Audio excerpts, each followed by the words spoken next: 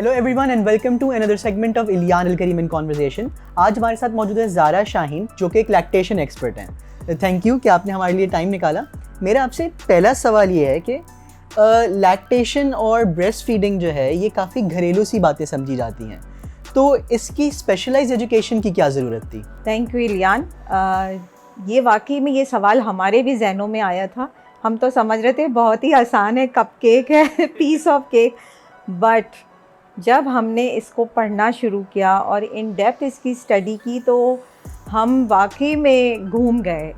इसके अंदर सिर्फ ब्रेस्ट फीडिंग नहीं है, इसके अंदर पूरी एक साइंस है और ये चीज़ बड़ी इंटरेस्टिंग है जो आगे इन कॉन्वर्सेशन में मैं आपको बताऊंगी। सही है। अच्छा, पाकिस्तान में लैक्टेशन एक्सपर्ट्स काफ़ी कम हैं। आप पहले 3 लोगों में से थी जिन्होंने लैक्टेशन की सर्टिफिकेशन हासिल की, तो आपने ये क्यों चूज़ किया? इतनी नीश फील्ड को आपने क्यों चूज़ किया? ये बात है बहुत पुरानी, ये 1994 की बात है। तो मैं उससे स्टार्ट करूँगी कि जब हम शुरू में नर्सिंग हमने की, नर्स बनने के बाद देयर वाज अ कोर्स जिसको बेबी फ्रेंडली कोर्स कहा जाता है। यूनिसेफ ने इसको ऑफ़र किया था फॉर द AKU स्टाफ। तो क्योंकि I was working at AKU तो वहाँ से मैंने वो 20 आवर्स का कोर्स किया। That was basically on breast feeding. तो ब्रेस्ट फीडिंग में हम जब सब ट्रेन हुए, वहाँ से मेरा इंटरेस्ट डेवलप हुआ कि ये एक इतनी अच्छी खुदा की नेमत है जो अगर आप यूज़ करें तो आपके लिए भी फ़ायदा है, मदर के लिए भी और बच्चे के लिए भी। वहाँ से मेरा इंटरेस्ट स्टार्ट हुआ।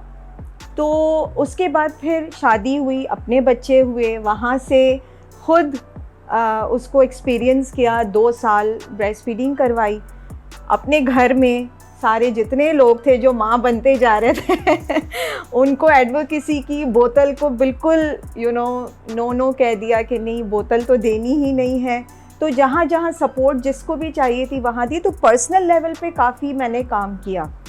उसके बाद 2007 में हमारी किसी फ्रेंड सर्कल में बात हुई तो वहाँ से हमें पता चला कि दुबई से ये कोर्स ऑफ़र हो रहा है, वर्ल्ड वाइड है। It's lactation consultant. So basically consultant का मतलब ये है कि आप अपनी क्लिनिक रन कर सकते हैं। It's a private practice, you can do that, plus you can also work in the hospitals. लेकिन पाकिस्तान में इस वक्त अगर आप देखेंगे तो इतना ज़्यादा, जैसे आपने कहा, सिर्फ 3 ही लैक्टेशन कंसल्टेंट्स में से I was one of them.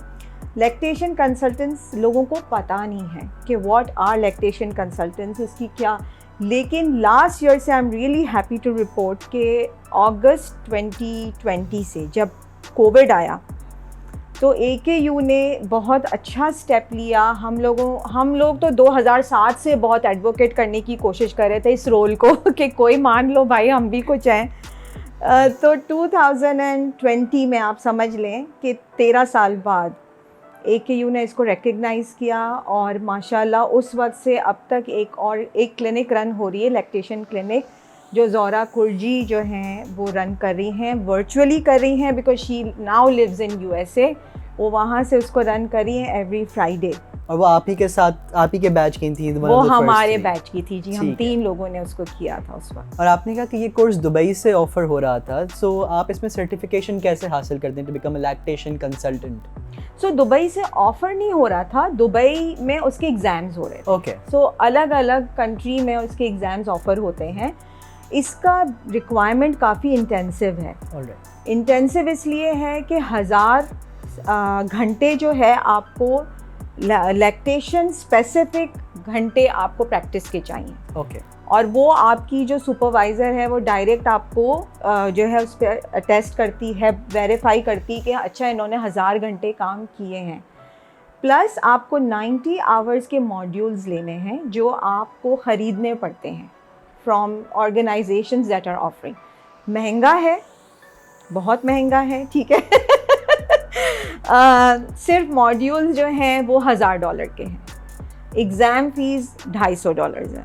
इसलिए भी शायद हमारे यहाँ लोग नहीं करते क्योंकि it's an expensive course, but उसका फ़ायदा बहुत है। जब आप बन जाते हैं you are equivalent to a consultant. अब आप सोचें क्लिनिक रन हो रही है AKU में। अच्छा, ब्रेस्ट फीडिंग से चाइल्ड की पर्सनालिटी पे कोई फ़र्क आता है या नहीं? बहुत फ़र्क आता है, आप अपने आप को देख हमारी अम्मी ने ऐसा क्या गलत काम कर लिया? वो सोचना पड़ेगा, उस पर मुझे लगता है रिसर्च करनी पड़ेगी। नहीं, बहुत फ़र्क आता है। It is healthy for both children as well as the mothers. बहुत इट्स कैंसर है, बहुत सारे फ़ायदे हैं। अगर मैं लिस्ट गिनवाऊँ तो फिगर वाइज भी अगर आप फिज़िकली उसको देखें तो बहुत जल्दी वो अपने वेट को जो बढ़ जाता है ड्यूरिंग प्रेगनेंसी, दोबारा से प्री प्रेगनेंसी वेट पे बहुत जल्दी आ जाती हैं। ब्रेस्ट कैंसर्स हैं, ओवेरियन कैंसर्स है, उससे बच जाती हैं। डायबिटिक अगर मदर है उसकी शुगर कंट्रोल रहती है, ब्लड प्रेशर है वो कंट्रोल हो जाता है। इसी तरह बच्चों में डायबिटीज़ जो है बच्चों में नहीं होती। ये रिसर्चेस हैं इसके अंदर, सिर्फ ऐसे ही नहीं कहा जाता।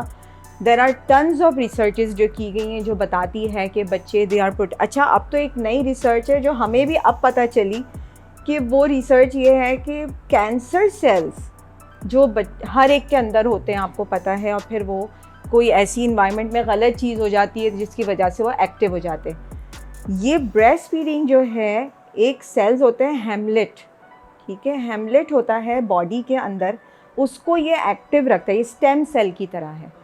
तो वो कैंसर से प्रिवेंशन आपको देती है, बच्चे को भी और माँ को भी। तो इट इज़, अब आप अगर इसकी साइंस अगर हम पढ़ने जाते हैं, इट्स सो इंटरेस्टिंग। जो मुझे सबसे ज़्यादा इंटरेस्ट करती है वो ये है कि ब्रेस्ट फीडिंग ऐसी चीज़ है कि जो साइकोलॉजिकली कनेक्टेड है। अच्छा। माँ और बच्चे से, ठीक है। माँ सिर्फ सोचती है बच्चे के बारे में and the feed starts coming. पता नहीं ये खुदा की कैसी कुदरत है। सिमिलरली अब आप सोचें माँ प्रेग्नेंट है, ठीक है, एक औरत अगर प्रेग्नेंट है उस वक्त क्यों दूध नहीं आता, दूध आना क्यों नहीं शुरू हो जाता? जैसे ही वो डिलीवर होती है वो कैसे दूध आता है? So there is a science behind it. Alright. Hormone balance होता है, ठीक है। सो ये बड़ी इंटरेस्टिंग चीज़ें हैं जो आप जब ये कोर्स करते हैं ना तब आपको पता चलता है कि क्या चीज़। तो हमने साइंस की तो काफ़ी बात की इसमें जो बहुत इंटरेस्टिंग है, लेकिन ब्रेस्ट फीडिंग और लैक्टेशन से रिलेटेड मिथ्स भी बहुत सारी हैं। तो इनमें से सबसे बड़ी मिथ्स क्या हैं और उनकी रेफ्यूटेशन क्या है, वो बता सकती हैं आप प्लीज़? सो ब्रेस्ट फीडिंग की तो बहुत मिथ्स हैं, ठीक है। जैसे शुरू में कोलेस्ट्रॉल आता है, ठीक है, वो सबसे ज़्यादा हेल्दी होता है और वो few hours to 2 to 3 days तक वो कहते हैं कि वो कोलेस्ट्रॉल आता है, बहुत ही कम क्वांटिटी में आता है। 1 ml 2 ml निकल आए तो बहुत है। वो जो कोलेस्ट्रॉल है उसमें मैं कहती हूँ कि इतनी इम्यूनिटी है कि बच्चा जो है अगर वो ले तो इट्स लाइक बहुत हेल्दी बच्चा रहता है, उसको इन्फेक्शंस डेवलप नहीं होती क्योंकि वो बिल्कुल अंदर के इन्वायरमेंट से दुनिया के इन्वायरमेंट में आया है। तो he needs that protection at that time, he और शी। अब जब वो कोलेस्ट्रॉल है उसके बारे में ये मिथ है कि उसमें वो बच्चे के लिए हार्मफुल है, उसमें अगर आप चूंटी चली जाए तो वो मर जाएगी, थिंग्स लाइक दैट। तो बच्चा पिएगा तो आप सोचें उसके लिए तो चूंटी तो खैर पानी में भी गिरेगी तो मर ही जाएगी। So these are the things. फिर इसके अलावा जो है जो कुछ एक बीमारी है, जिस बीमारी तो मैं नहीं कहूँगी, इट्स लाइक के विचेस मिल्क कहते हैं, जो शुरू में आता है बच्चे को, ठीक है। इसके अलावा बहुत सारी मिथ हैं, कहते हैं कि माँ और बच्चे को सुलाना, जब बच्चा सोए तो माँ सो जाए, ठीक है। बट दिस इज़ कुछ मिथ्स ऐसी हैं जो फैक्ट्स भी हैं, सिर्फ मिथ नहीं है, दे आर फैक्ट्स।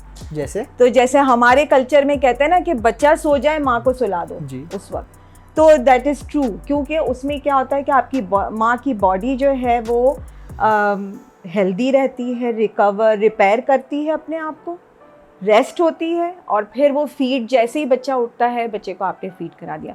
लेकिन एक और मिथ जो हमारे कल्चर में है वो ये है कि बच्चे को हर 2 घंटे से दूध पिलाओ।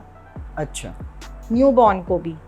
तो अब साइंस ये कहती है कि बच्चे को शुरू में ऑन डिमांड फीड करना चाहिए, जब बच्चा उठे रोए तब आप फीड करवाएं, हर 2-2 घंटे का स्केड्यूल नहीं करना चाहिए।